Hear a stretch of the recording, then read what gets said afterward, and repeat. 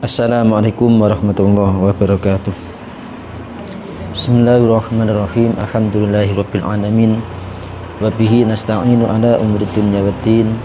Wassalatu wassalamu ala asyrafil anbiya'i wal mursalin sayyidina wa maulana Muhammadin wa ala alihi wa sahbihi ajma'in. Amma ba'du. Faqad qala al-musannifu rahimahullahu ta'ala wa nafa'ana bihi wa bi ulumihi fid dharain amin. Melanjutkan materi yang kemarin, yaitu kitab Minahus Saniyah halaman 7 pada fokus masalah, yaitu makan makanan yang tidak halal atau bahayanya makan barang yang haram. Bismillahirrahmanirrahim.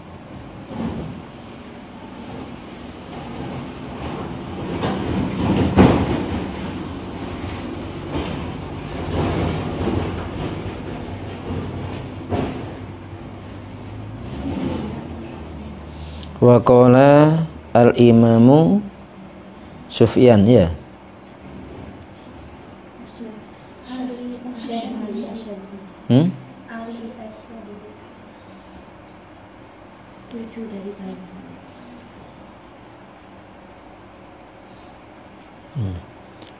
Wa qala lan dawuh sapa Asy-Syaikhu Ali As-Sadzili, Syekh Ali As-Sadzili rahimahullahu ta'ala, man utawi sapane wong iku akala mangan sapa man al halala ing barang halal, lana mongko lemes apa kolbuhu atine man, waraqqa lan tipis apa kolbuhu, wanaro lan padang apa kolbuhu, wa qalla lan kidik apa naumuhu turune man, walam yuhjab lan ora den aling-alingi sapa man an hadratillahi ta'ala saking ngersane Allah ta'ala. Dawuhnya Syekh Ali As-Sadzili, beliau berkata, barang siapa makan barang halal maka hatinya akan menjadi lemes. Kalau hati lemes melihat orang lain menderita, dia ikut menderita. Melihat orang lain susah, dia gak mau ikut susah. Orang lain kena musibah, dia ikut merasa kena musibah, bahkan bisa ikut nangis. Itu kalau hatinya lemes. Tapi kalau hatinya kaku, hatinya keras, dia itu tidak punya belas kasihan sama sekali. Orang lain kena musibah, dia malah senang, malah tertawa. Itu berarti hatinya keras. Nah, orang kalau biasa makan halal, maka hatinya itu akan lemes. Hatinya tipis, gampang nangis, salah dikit nangis, merasa bersalah terus. Terus hatinya pun akan padang hati, tidak peteng. Terus tidurnya pun juga sedikit, jarang tidur. Dan yang lebih penting lagi, dia itu akan bisa dekat dengan Allah Subhanahu wa ta'ala. Terus sebaliknya, orang yang makan barang haram, berarti hatinya itu akan keras. Hatinya keras, hatinya atos dikandani, tidak bisa diajak kebaikan, juga tidak bisa malah menentang, malah melawan. Hatinya gelap, sumpek, terus sedih, terus. Kemudian banyak tidurnya. Kalau makan barang haram, banyak tidurnya. Yang paling terakhir, dia itu tidak akan bisa wusul kepada Allah Subhanahu wa ta'ala. Waman utawi sapane wong iku akala mangan sapa man ghairul halali ing ora halal, kosa mongko atos apa qalbuhu atine man, wa ghalazolan kasar apa qalbuhu, wa azlama lan peteng apa qalbuhu, wa hujiban den aling-alingi sapa man an hadratillahi ta'ala saking ngersane Allah ta'ala, wa kasurolan akeh apa naumuhu turune man, tapi jangan dibuat pedoman. Nanti punya teman tidur terus, disimpulkan berarti ini kebanyakan makan haram, berarti sampean suudzon. Padahal di sini suudzon tidak boleh. Teman tidur terus sampean suudzon, berarti ini yang dimakan makan barang haram, atau kirimannya berarti didapatkan dari hasil yang enggak halal. Tidak boleh seperti itu, berarti sampean suudzon. Terus gimana? Harus tetap husnudzon. Ya mungkin dia tidur terus, mungkin kecapean, atau mungkin tadi malam dia ngelembur, wiritan terus, belajar terus, jadi pagi-pagi dia tidur. Harus husnudzon. Wadzalika utai mengkono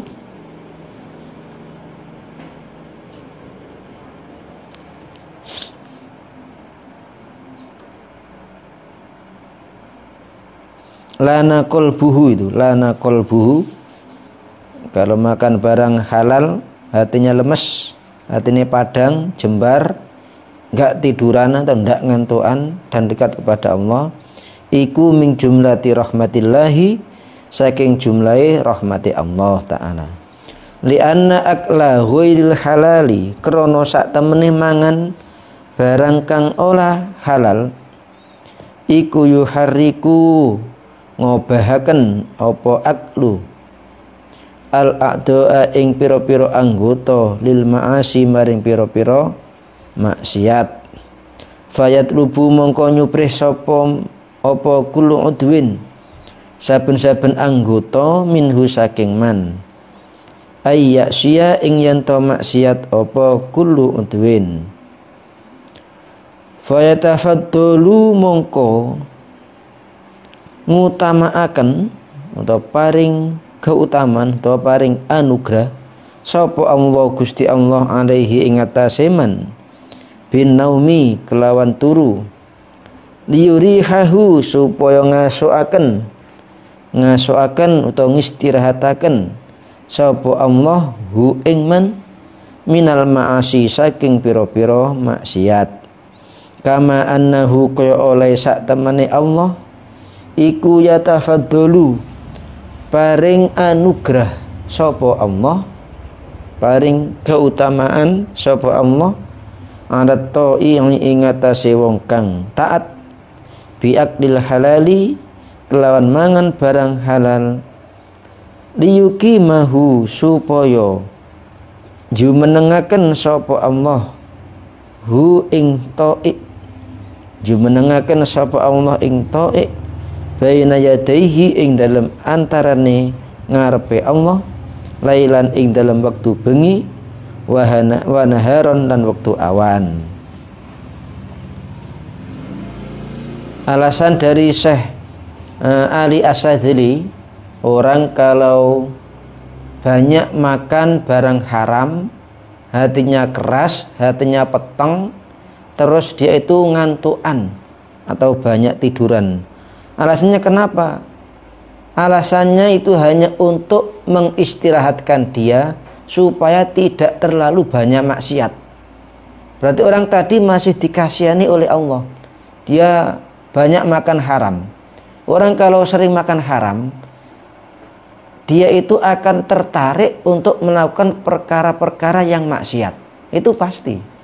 Jadi makan barang yang haram itu akan menarik diri kita selalu berpikir yang negatif, selalu berpikir yang maksiat terus.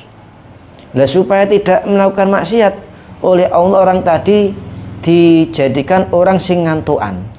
Jadi orang yang makan barang haram dijadikan dia itu menjadi orang sing gampang ngantuan, gampang tiduran, biar dia itu berkurang untuk melakukan perkara maksiat. Nah, jadi sing ngantuan, sing tiduran ndak usah suudzon. Sampean jadi orang ngantuan tidur terus, ndak usah suudzon kepada Gusti Allah, kok Allah menjadikan saya orang sing ngantuan, waktu ngaji ngantuk. Nggak usah suudzon, sampean husnudzon kepada Allah. Ya, alhamdulillah saya oleh Allah dibuat menjadi ngantuk, saya oleh Allah dijadikan orang gampang tiduran supaya saya tidak bermaksiat. Sebab kalau saya tidak tidur, saya yakin saya akan nambah dosa. Kalau saya nggak tidur, saya pasti sudah maksiat. Dari ucapannya wis membuat teman sakit ini. Ucapannya tidak sopan, belum lagi khaliyahnya, belum lagi tangannya, kaki sampean, mata sampean keluar dari pondok wis yang dilihat maksiat terus. Wis diberi tidur ya alhamdulillah, berarti Allah masih sayang kepada saya ditidurkan oleh Allah biar saya tidak tambah banyak dosanya. Nah ini kata Syekh Abdul Hasan Az-Zadzili ya. Jadi kalau kita tambah luas ilmunya, kita tidak akan suudzon, tidak suudzon kepada makhluk dan juga tidak suudzon kepada Allah ya. Latihan menata hati ini kitab tasawuf ini. Wa qala lan dawuh sapa Sayyidi Gusti ingsun Ali Al-Khawas, rupane Sayyid Ali Al-Khawas. Man akala, rata-rata yaitu Syekh Ali As-Sadzili, Syekh Ali Al-Khawas, Syekh Abdul Hasan As-Sadzili, Ibrahim bin Adham, itu beliau adalah tokoh-tokoh sufi. Beliau adalah wali-walinya Allah yang sudah masyhur kewaliannya. Fudail bin Iyad lagi, wali-walinya Allah yang sudah masyhur kewaliannya, sulit mencari duanya seperti beliau-beliau ini.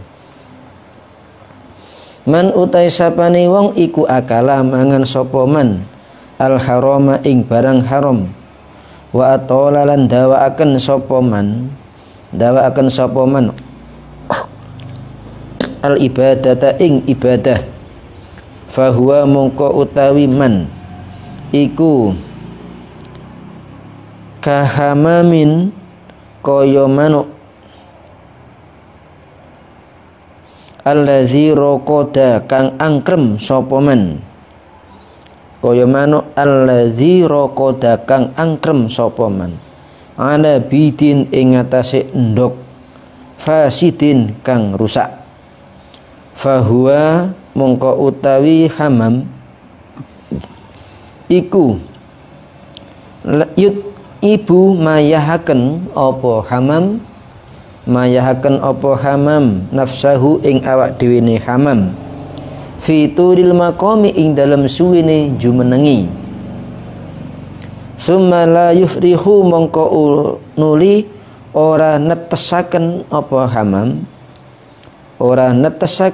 hamam sayan ing suwiji-wiji, bal yukhriju balik ngetokaken apa hamam mazarron ing endok kang kopyor,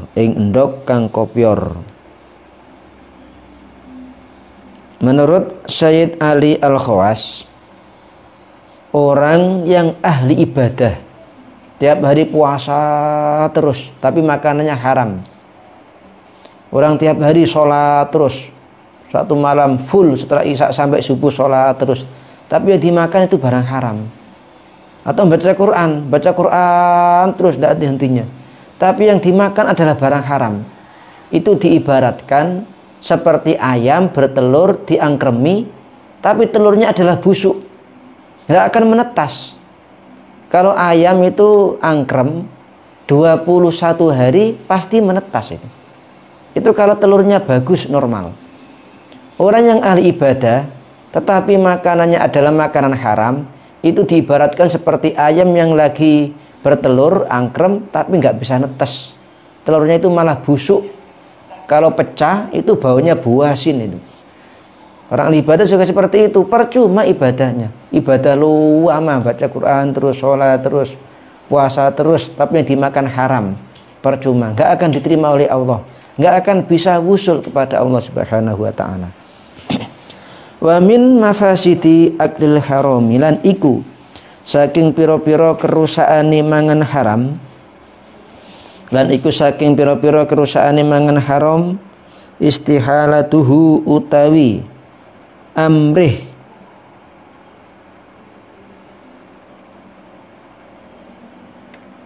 halali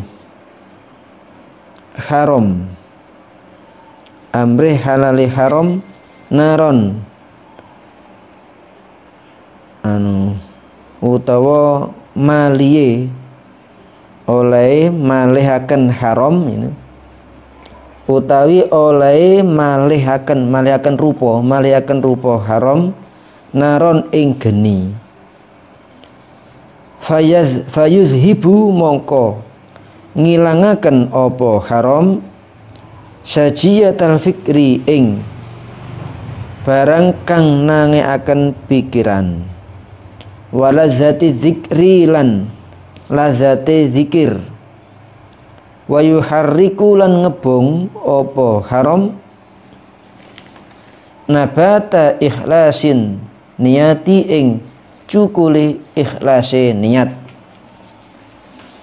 wa yu'milan butaaken apa haram butaaken apa haram al basirata ing peningal ati, wa yuzlimu lan metengaken apa haram al basara ing peningal, wa yuhinu lan ngapesaken apa haram adina ing agama, wal badana lan ing awak, wal akla lan ing akal, wa yurisulan nyebabaken apa haram al ghuflata ing lali, wan nisyana lan tegese lali, wa yamna ulan nyegah apa haram min zauqanil hikami saking nyicipi pira-pira hukum ya pira-pira ilmu hikmah, saking nyicipi pira-pira ilmu hikmah, ilmu sing manfaat ini, wal ma'arifi lan pira-pira makrifat, wa atola lan dawaaken apa haram Ali Syekh Ali, wa atola lan dawaaken sapa Syekh Ali Al-Khawas itu fi dzalika ing dalam mengkono-mengkono mafasidi aklil haram. Jadi beliau Sayyid Ali Al-Khawas menerangkan sangat gamblang, menerangkan dengan panjang lebar tentang bahayanya memakan barang haram. Di antaranya, ini hanya di antaranya saja. Di antara bahaya makan barang haram, orang kalau makan barang haram itu di tubuhnya akan menjadi panas. Panas. Pikirannya panas terus. Sehingga kelimpatan pikiran pun akan hilang. Gampang emosi, gampang panas. Orang kalau sudah panas, itu tidak akan bisa stabil untuk berpikir yang sehat itu. Terus lagi, kelazatan zikir itu akan hilang. Nikmatnya orang berzikir itu hilang. Zikir lama tidak merasakan nikmat sama sekali.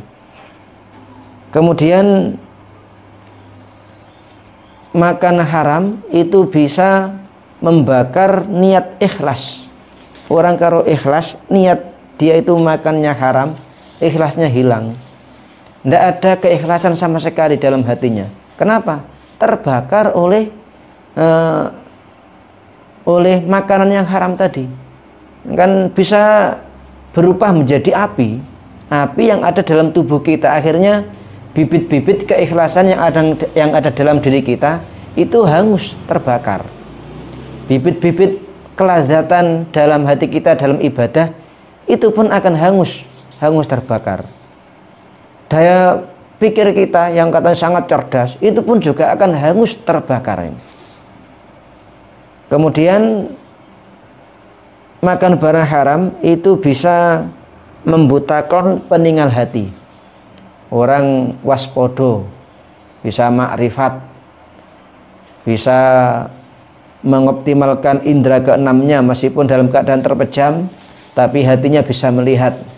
Tapi kalau dia itu sering makan barang haram, semuanya itu akan sia-sia, tertutup hatinya, tidak akan bisa melihat lagi. Pandangan matanya pun cepat rabun, cepat buta, cepat sakit mata, tidak kelihatan. Agamanya pun juga akan menjadi lemah. Kebanyakan makan barang haram. Makan barang haram diambil, dimakan. Barang haram diambil, dimakan. Lama kelamaan agamanya akan menjadi tipis. Terus lagi badannya pun juga sama. Badannya lemah. Dalam artian badannya lemah, dia itu gampang terkena penyakit. Jadi makan barang haram itu malah bisa membuat badan kita menjadi imunnya menurun, kemudian kita gampang terkena penyakit, terutama zaman sekarang musim-musim COVID-19. Untuk meningkatkan imun kita paling sip yaitu kita jaga pola makan kita dengan makan makanan yang halal. Insya Allah kita akan aman, kuat fisik kita, tidak akan gampang kena penyakit, termasuk penyakit virus corona itu. Akal kita pun juga sama. Kalau kebanyakan makan haram, itu akal kita akan menjadi lemah, daya ingatnya pun lemah. Terus kalau terkena goncangan, gak kuat, kena goncangan dikit, langsung stres. Anu dikit, gampang patah hati, mau bunuh diri. Ya, ini kebanyakan makan barang haram. Hati-hati. Terus lagi makan barang haram itu bisa menyebabkan seseorang itu gampang lupa. Gampang lupa.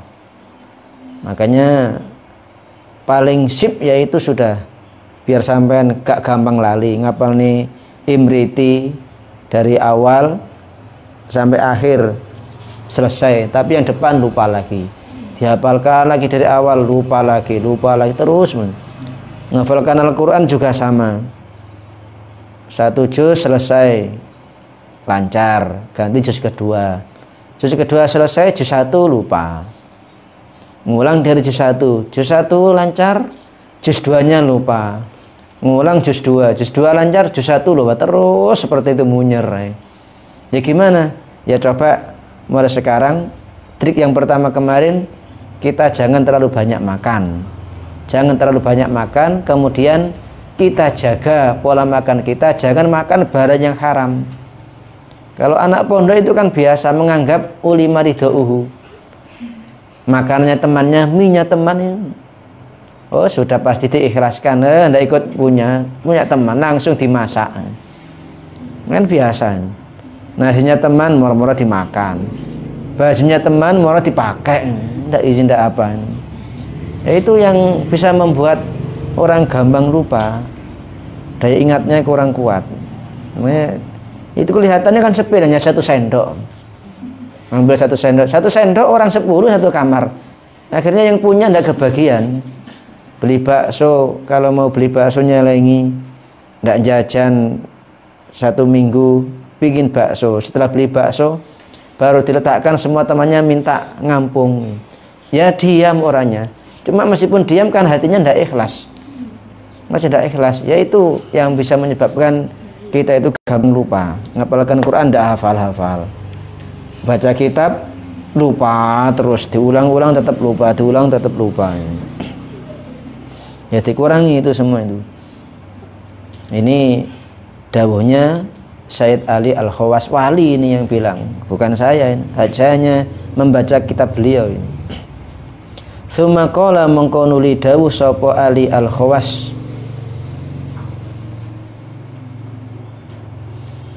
wabil jumlati lan kelawan gerobalan atau gemblengan atau keseluruhan, fajami'ul ma'asi mongko utai sekabehane pira-pira maksiat, allati yaf'aluha kang nglakoni ing ma'asi sapa al abdu kawula, iku innama sababuha angin pestine utawi sebabe ma'asi iku aklul harami mangan barang haram. Faman mongko utai sapane wong iku akala mang sapa man al harama ing barang haram, wa talabalan nyuprih sapa man ayyak mala ing yen to amal sapa man at-ta'ata ing taat, faqad roma mongko teman-teman nejo sapa man al muhala ing barang kang muhal. Jelas sudah ini diterangkan oleh Sayyid Ali Al-Khawas secara keseluruhan. Semua maksiat-maksiat yang kita perbuat itu asal mulanya adalah dari makanan yang haram. Jelas sudah. Maksiat sekecil apapun yang kita lakukan itu berarti sumbernya adalah karena kita makan makanan yang haram. Makanya kalau orang makan barang haram, dia ibadah terus kepada Allah, taat terus, baca Quran terus, itu berarti orang tadi mencari sesuatu yang muhal, tidak akan tercapai. Ya ini kereng. Makanya sahabat Abu Bakar, beliau itu pernah 1 kali makan barang haram. Ya memang nggak ke haram, kemudian dapat kabar ternyata itu adalah barang haram. Beliau langsung kejeding, dimuntahkan. Ya, dimuntahkan sampai isi perut keluar semua. Sampai habis total, isi perut sampai keluar semua. Dimuntahkan, itu Abu Bakar. Karena kalau di dalam perutnya itu masih ada sedikit barang yang haram, maka resikonya ya ini, ibadahnya nggak akan diterima oleh Allah. Makanya oleh Abu Bakar dikeluarkan sampai benar-benar habis. Itu sahabat Abu Bakar. Tambihun utawi iki ono pepiling, yajibu wajib alaman ing atase wong akala kang mangan sapa men sayan ing suwiji-wiji thumma wajada mongko nemu sapa men ba'dahu ing dalem sakwuse akala nemu alamatan ing tondo min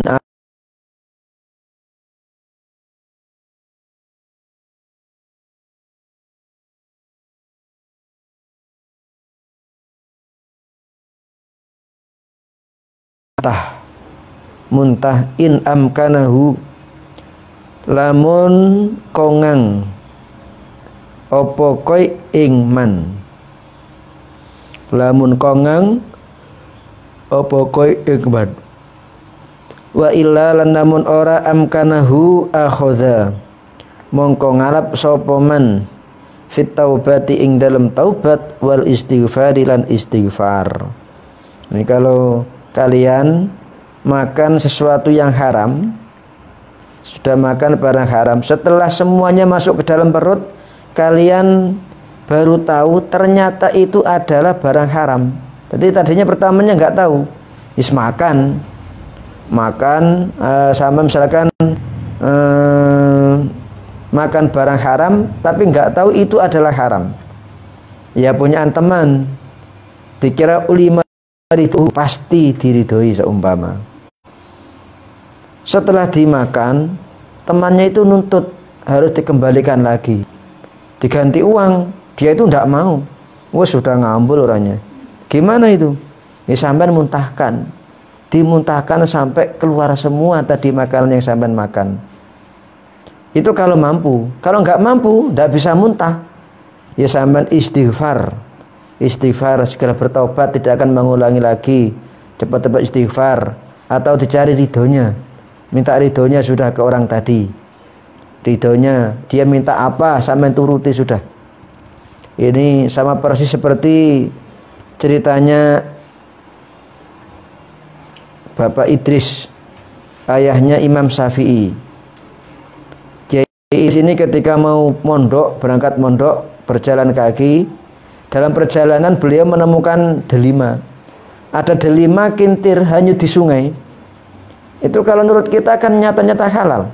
Model 5 kintir di sungai, nggak ada yang ngambil, pasti akan mubazir, nanti akan ke laut atau busuk. Diambil oleh Bapak Idris, ayahnya Imam Syafi'i, diambil, dimakan. Setelah buah delima dimakan, beliau baru mikir, ini buah delima milik siapa? Jangan-jangan miliknya orang jatuh.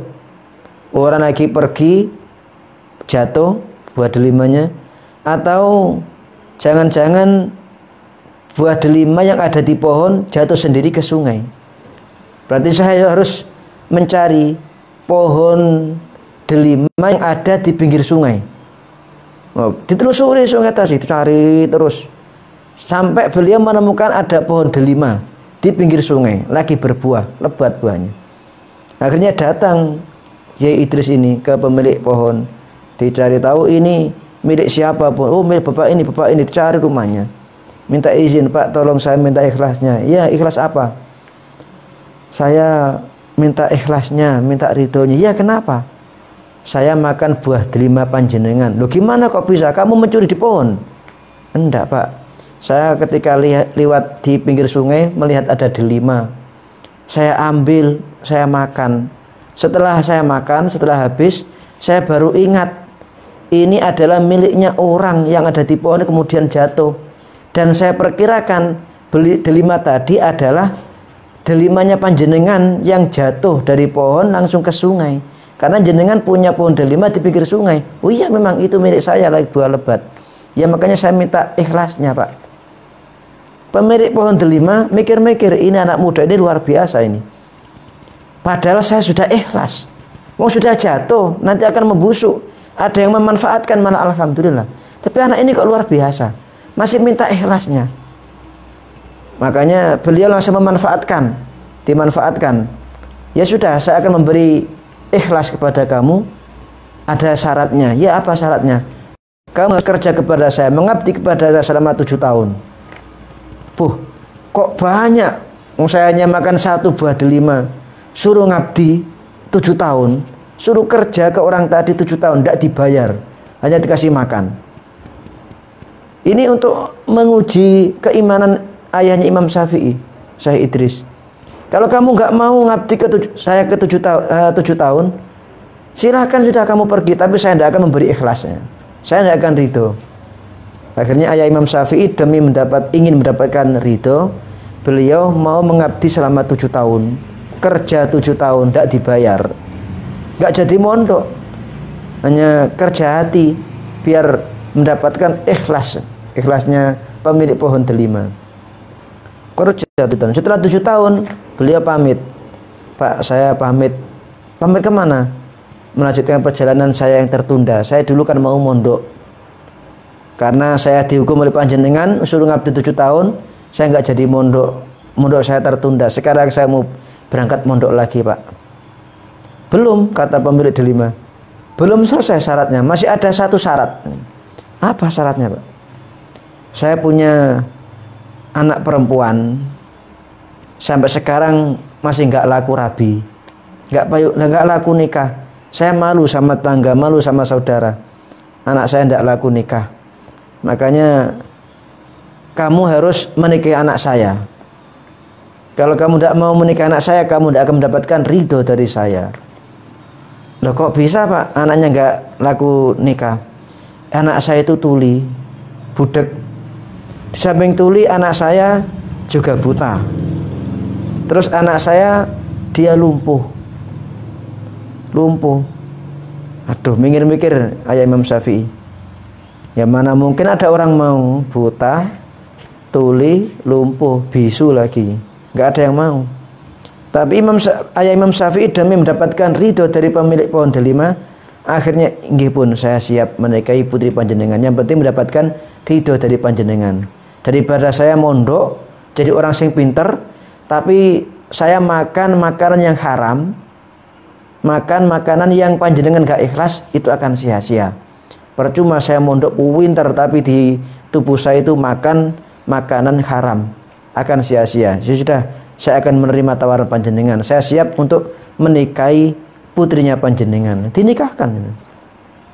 Nah, setelah dinikahkan, ya orang dulu kalau nikah kan tidak kumpul. Ya kalau sekarang nikah di masjid jejer, kematian putra putri jejer ya. Dikerudungi kerudung 1 jadi 2 orang.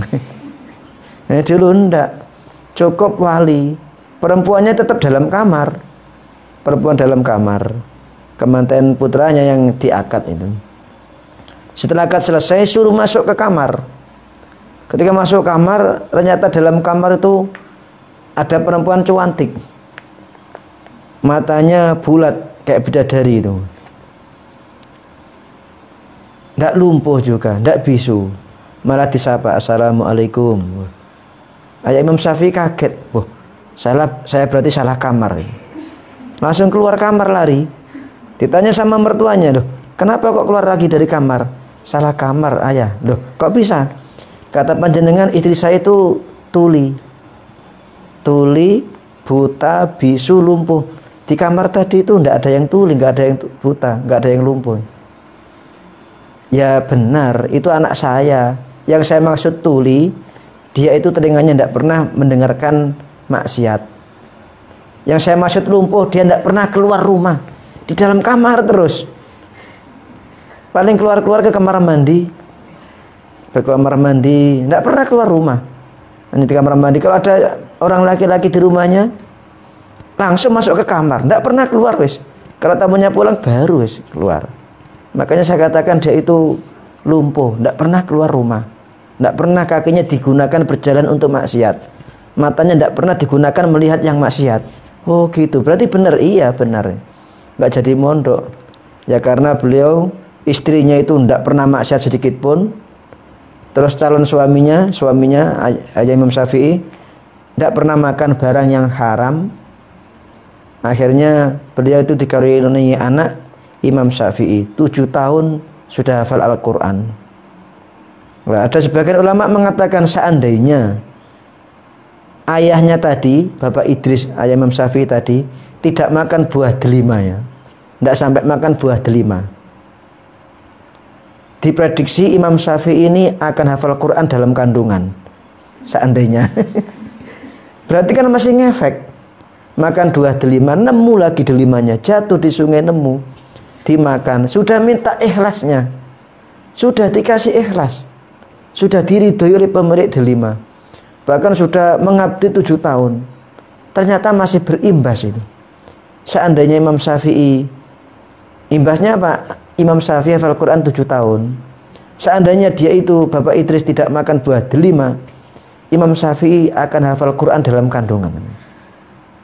Itu yang menurut kita nyata-nyata makanan yang halal, ternyata masih ada imbasnya. Apalagi biasa makan milik teman. Teman, iya, saya makan, Mbak nasinya gak dimakan. Enggak wis, saya makan. Dimakan. Padahal temannya mau bilang jangan dimakan. Dia itu malu atau dia itu takut. Ya sudah kamu makan saja. Mau bilang nggak boleh sungkan atau malu. Itu pasti masih ada imbasnya itu. Makanya jangan salahkan siapa-siapa kalau menghafalkan Quran dah hafal-hafal. Itu dampak makan makanan yang haram. Hati-hati. Ya kita tidak bisa seperti beliau. Ya Idris tidak bisa. Ya cuma kita hati-hati, yang penting jangan ngawur. Makan jangan ngawur. Temannya misalkan contoh paling kecil di pondok, temannya ambil air di galon pakai botol aqua, kemudian kira-kira dia itu ngambil air menyiapkan dirinya sendiri atau niat disodakokan kepada teman-teman sekamar. Kan perlu tanda tanya. Kalau dia itu ambil air aqua ambil di pet atau di galon, ditaruh di kamar, niat untuk menyiapkan dirinya sendiri, kok sama tiba-tiba minum, lah ini sama, tidak halal. Padahal dianggap biasa. Temannya ngambil air taruh di kamar, langsung diminum seenaknya. Iya, kalau dia itu niat sodako, menyediakan teman. Kalau niat untuk dirinya sendiri, berarti sampean berapa banyak wis air yang masuk ke dalam perutmu yang dalam keadaan tidak halal. Hati-hati itu.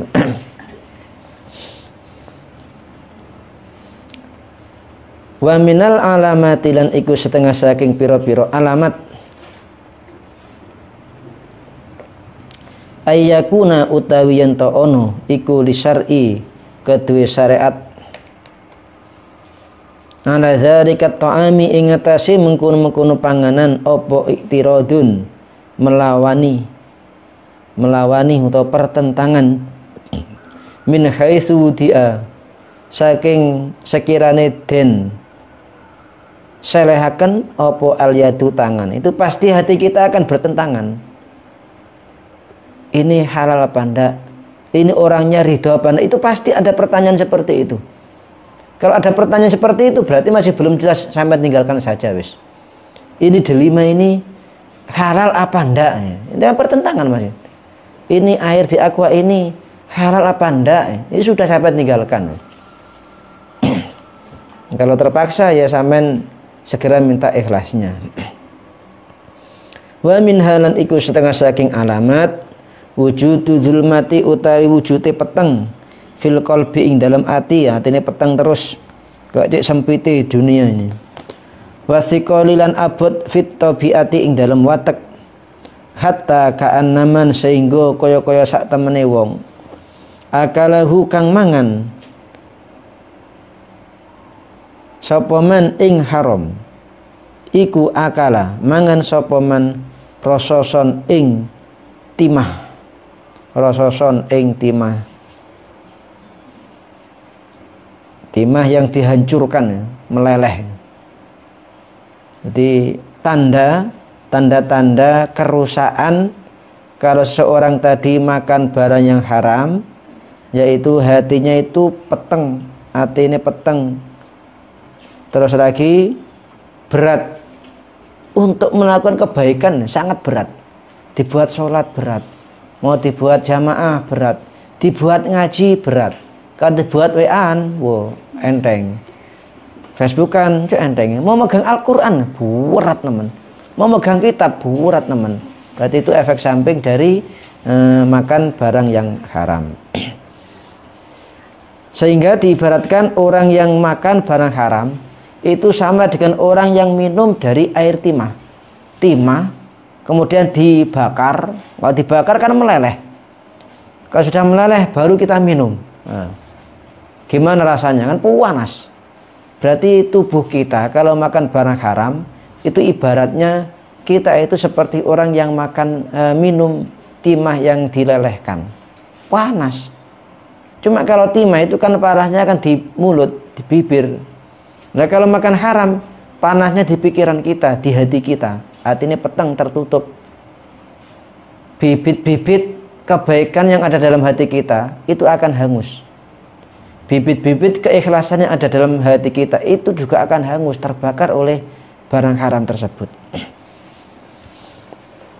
Wa min halan iku setengah saking alamat ayyakuma utawi yen tangi sapa wong minan naumi saking turu fayam kusu mongko meneng sapa man saatan ing dalem sak jam hatta yastaiqiza sehingga nglilir sapa man kama yaqau kok kama kaya barang yaqau kang tumiba apa man liman maring wong yakulu kang mangan sapa man ar-riba ing riba. Tandanya lagi bangun tidur itu sulit. Tandanya orang makan barang haram kalau bangun tidur itu sulit. Ya misalkan jam 4 sudah bangun. Bangun hanya matanya saja. Mau bangkit itulah sulit, masih nunggu 1 jam. Mulai jam 4 bangun, sudah terbuka matanya. Mau bangkit kejeding.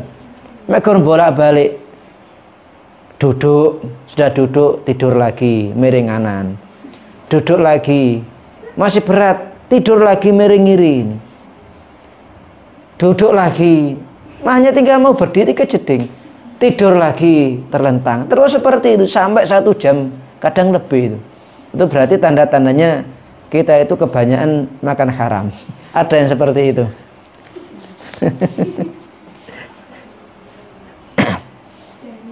Ya ini saya hanya mengutip ini penjelasan dari kitab ini, nggak nyindir. Wa min halan iku setengah saking alamat antal aba utawi yanto guyon. Ya kalau orang yang dimakan benar-benar halal memang enteng, tidurnya sedikit. Makanya kenapa wali-walinya Allah itu tidurnya sedikit kayak Rabi'ah al-Adawiyah. Paling siang tidur hanya tidur qailulah. Hampir zuhur tidur. Paling 15 menit ini. Tidurnya kadang 5 menit. Tidur qailulah. Kalau malam tidurnya menjelang subuh. Hampir subuh itu tidur. Tapi subuh sudah bangun. Iya. Kok bisa? Yang dimakan itu sangat halal mungkin. Kayak saya sendiri sama teman-teman ketika mondok itu. Mondok di Mbah Dimyati. Beliau ngaji mulai setelah Isya jam 9 baru turun jam 3 malam. Ngaji tafsir Tabaru jam 3 malam baru selesai ngaji. Subuh beliau sudah ngimami. Hanya berapa jam? Padahal beliau itu setelah selesai ngaji jam 3 tidak tidur. Beliau masih sholat tahajud. sholat tahajud, masih zikir. Nah, kok tahu? Beliau di musola, musolanya terbuat dari bambu, bambunya bolong-bolong ini. Teman-teman banyak yang ngintip ini. Keluar ada yang diintip nih. Kelihatan, oh masih sholat tahajud, masih wiritan. Subuh sudah ngimami, rutin. Nah kira-kira kapan tidurnya beliau? Ya kayak mungkin kayak Rabi'ah Al-Adawiyah. Sebelum subuh kurang sedikit, berapa menit beliau tidur menjelang subuh. Subuh sudah bangun. Nah kok bisa? Karena yang dimakan itu benar-benar halal. Akhirnya nggak ngantuan. Ya kayak tadi, semakin banyak yang kita makan itu haram, berarti semakin sering kita itu ngantuan. Tambah banyak yang dimakan haram, kita tambah banyak tidurnya itu. Tiap hari makan haram, terus tambah ngantuan, tambah tiduran. Meskipun nggak ngantuan, sama nggak tiduran ya nggak ngantuan, dia itu yang dilakukan adalah maksiat. Dosa terus, kesana rasanan, ghibah, kesana lagi ghibah rasanan. Karena seperti itu tangannya usil, temannya malah dijewer. Dia jalan-jalan temannya tidur, diinjak kakinya. Mainnya niat nyala-nyala tok, nget-nget banyak dosanya. Itu kalau nggak tiduran. Jadi ini ternyata jawabannya. Kenapa wali-walinya Allah itu kok nggak ngantuan, nggak ngantuan. Kalau meskipun kurang tidur, sebentar saja tidurnya. Ketika bangun, langsung bangun sudah. Tidak kayak kita. Kita bangun, duduk dulu, mikir-mikir, duduk, tidur lagi, duduk lagi, tidur lagi, duduk lagi, tidur lagi. Sampai jam 6, masih merasa kurang tidur terus. Ya karena apa? Mungkin yang kita makan itu terlalu banyak barang haramnya. Ya Allah, astagfirullah.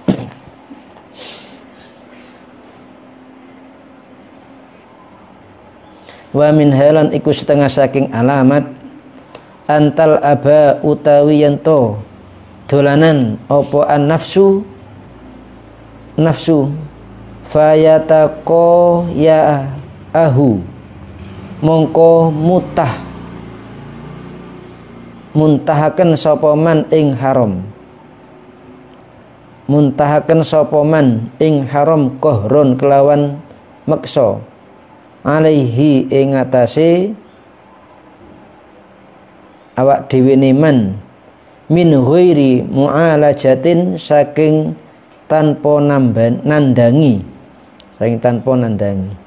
Fa'lam mongko ngertiya sira zalika ing mengkono-mengkono alamat ya akhihi dulur ingsun wala taghfal lan ojo lali sira an taftisi hadhil lukmati saking niti-niti iki puluhan, saking niti-niti iki puluhan. Mas gimana yang kamu makan diteliti dulu benar-benar halal atau enggak. Kalau mau makan, mau nyendok, sak sendok diteliti ini benar-benar halal atau tidak. Fa innahu mongko sak temene ghafala lali iku al-adbu kerusakan sampai lupa ada makan langsung dimakan, tidak dipikir-pikir halal haramnya, itu akan menjadi malapetaka bagi dirimu. Ya tadi malapetakannya terus. Wala takul lan ojo mangan sira ta'amaman ing panganane wong la yatawarra'u kang ora wirai sapa man, kang ora wirai sapa man fi kasbihi ing dalem penggaweane man. Jangan gampang-gampang makan, apalagi nerima undangan, diundang orang, sing undang itu orangnya ndak wirai. Wirai itu gimana? Wirai itu tidak bisa menjaga. Orang yang tidak punya wirai adalah orang yang tidak bisa menjaga, tidak bisa membedakan antara halal dan haram. Pokok ada itu pekerjaan menguntungkan, sudah dilaksanakan. Meskipun haram tetap diterjang. Itu berarti tidak wirai. Kalau orang wirai benar-benar disaring. Orang ini misalkan diundang orang atau dikasih uang orang, disaring. Dia itu kira-kira mendapatkan uang dari mana? Uangnya dihasilkan dari barang haram atau halal. Itu disaring benar itu. Jadi jangan langsung kita makan seperti itu. Jangan makan makanannya orang yang nggak wirai dalam pekerjaannya. Itu akan berdampak negatif bagi diri kita. Walau annahu lan namun sak temene man iku hodiba bendu sapa man mingka saking sira, wala taltafit lan ora noleh sira ilaihi maring man, wala liqaulihi lan ora maring pengucape man, kasurat kasarta mongko mecah sira khotirona ing krentek kita. Wa hadzal amru utawi iki perkara iku kola saitik sapa man wong yatanabbahu kang ngalap pepiling sapa man lahu maring hadzal amru mimma sayyihi hadzal asri saking pira-pira gurune iki mangsa. Jarang orang seperti itu. Kalau kita diundang orang, siapapun yang mengundang ya sudah hadir, apapun yang disuguhkan kita makan sudah. Itu kalau kita tidak peduli. Apalagi yang undang orang yang kaya raya, tambah semangat. Itu kalau kita semangat, tidak peduli. Padahal orang yang kaya raya itu dari hasil korupsi atau menipu atau bagaimana, tidak peduli sudah. Ini kesalahan kita. Mungkin sangat sulit sekarang untuk mencari syekh yang benar-benar bisa menjaga dari makanan yang haram. Bal ba'duhum balik utai setengahi masyayikh iku yakulu mangan sapa masyayikh minto amil masakini saking panganane pira-pira wong miskin. Wa idza lamuhu lan nalikone nacat atau maidu sapa masyayikh hu ing ba'duhum maidu sapa masyayikh ing ba'duhum qala mongko ngucap sapa ba'duhum khiftu wedi sapa ingsun an uksira ing yen to mecah sapa ingsun khotirahu ing atine wong alasannya gini, aslinya kan tidak boleh makan kalau kita diundang orang atau kita dikasih makanan seseorang, orang tadi pekerjaannya belum jelas halal haramnya, apalagi nyata-nyata itu pekerjaannya yang haram, kita tidak boleh makan aslinya itu. Cuma banyak orang sekarang beralasan kalau saya tidak makan dia nanti akan kecewa. Membuat orang kecewa itu kan dosa. Nah, ini alasan kita yang nggak bisa memilah-milah barang haram dan halalnya. Kalau saya tidak makan, dia akan kecewa. Pasti akan kecewa. Membuat orang kecewa itu dosa. Makanya tidak apa-apa. Untuk menyenangkan hati seseorang, akan saya makan. Ini kan ilmu syariat. Ilmu syariat tidak apa-apa itu. Sampai puasa sunnah. Puasa sunnah. Kemudian oleh seseorang dikasih makan, ayo dimakan mbak, dimakan. Hendak saya lagi puasa, sampean makan saja, wis puasa sunnah. Karena kalau sampean tidak makan, dia akan kecewa. Sudah rumahnya jauh dari pasar, tahu ada tamunya, langsung pergi ke pasar, dibelikan ayam, dimasakkan enak-enak, dibelikan buah, disuguhkan. Ternyata sampean puasa, kan kecewa. Masih masak, pergi ke pasar jauh masak, beli buah, tidak punya uang, kadang dihutang-hutangkan, ternyata sampean puasa, kan kecewa. Supaya nggak kecewa, sampean makan, wis tidak apa-apa. Setelah makan gimana puasanya? Lanjutkan lagi puasanya. Sampai maghrib buka, tidak apa-apa itu, tetap sah kan? Asalkan puasa sunnah. Untuk menutupi biar orang nggak kecewa. Anak pondok kan biasa, jalan-jalan ke rumah temannya di Senin atau Kamis, puasa Senin Kamis. Di situ dibelikan, wow ini cantik yang datang, cocok saya ambilkan menantu ya. Untuk hatinya belikan wis makan sing enak-enak, buah-buahan sing enak-enak. Ayo duk dimakan. Nah, kalau saya tidak makan kecewa. Beli buah jauh, tidak punya uang, dipunya-punyakan sampai hutang. Ternyata nggak dimakan, jelas kecewa. Supaya nggak kecewa saya pun makan. Padahal puasa, tidak apa-apa, tetap sah. Setelah itu, sama jangan makan lagi. Sudah, jangan makan, jangan minum. Nanti sampai rumah pas makan minum, ya batal puasanya. Teruskan saja hanya untuk idkhalus surur, memberi kebahagiaan kepada orang lain biar senang. Idkhalus surur. Nah, orang sekarang banyak seperti itu, orang sufi. Belajar sufi alasannya kalau saya menolak makan ke rumah orang ini, dia nanti kecewa. Dikasih amplopan, yang ngasih amplopan itu orangnya pekerjaannya tidak benar. Kalau ditolak dia akan kecewa. Sudah saya terima saja biar dia itu bahagia, dia senang. Itu alasan kita. Tapi di sini ditegur, jangan seperti itu kamu. Tetap kuatkan akidahmu untuk tidak makan atau tidak menerima uang dari orang yang pekerjaan tidak halal. Wama abada.